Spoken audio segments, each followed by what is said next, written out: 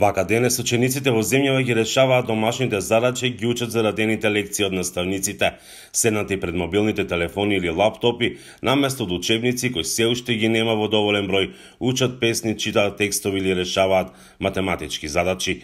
Валентина Кузмановска, наставничка во 5-то оделение, вели дека се соочуваат со големи проблеми. Трета седмица кај што отпочнуваме со учебнава година, се снаоѓаме, но во голема мера ни е и отежната работата. Најчесто реков во тие Вибер групи или Фейсбук групи, па ќе споделиме, ќе побарам помош од самите родители кои што ги спуштиле учебниците во електронска форма, па ќе пресликаме. Сето ова го обременува образовниот процес.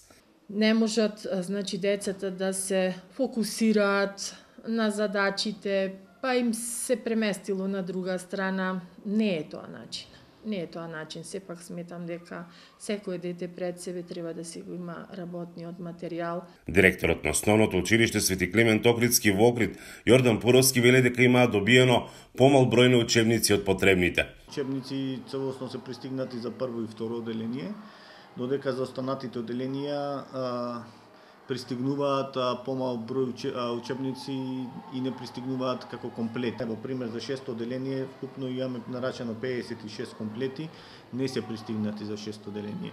Учебници за 7-мо се нарачени, значи 156 се стигнати, математика 11 учебници, на 25-ти 8-ми 11 учебници се на први 9 стигнати по биологија, за останатите предмети повторно не е стигнато, така и за 9-то и за 8-то оделение. Пуровски додава дека секојдневно се соочуваат со револт од родителите, но отивината не е кај нив.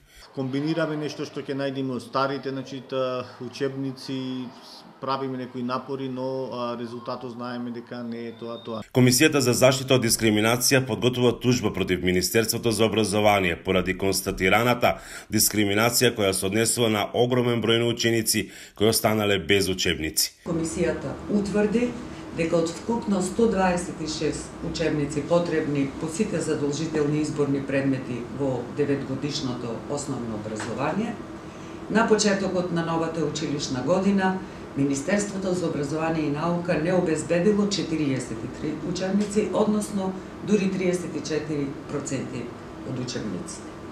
Во рацете на судот ќе видат одлуката како ќе го разреши овој случај, додава Бендевска.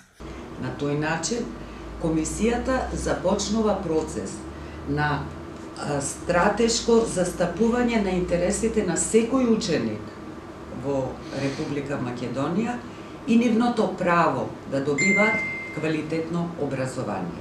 Наспроти овие тврдења, министерот за образование Јетон Шакири го вели спротивното. Сите учебници, според податоците што ги имаме добиено во нашиот систем, во педагошка служба, се доставени. За 6-то оделение ќе има состанок Националната комисија за да ги одобрува последните учебници. Се ќе се заврши во крајот на септември. Овие денови завршува целосна достава на учебниците од трето оделение. Националната комисија се уште работи на одобрување на нови учебници, неколку години поред, или се доцни со доставата на учебници, или со нивното печатање, поради што учениците учат или без учебници, или од стари и скинати книги. Некои од нив лани стигнаа на крајот од школската година.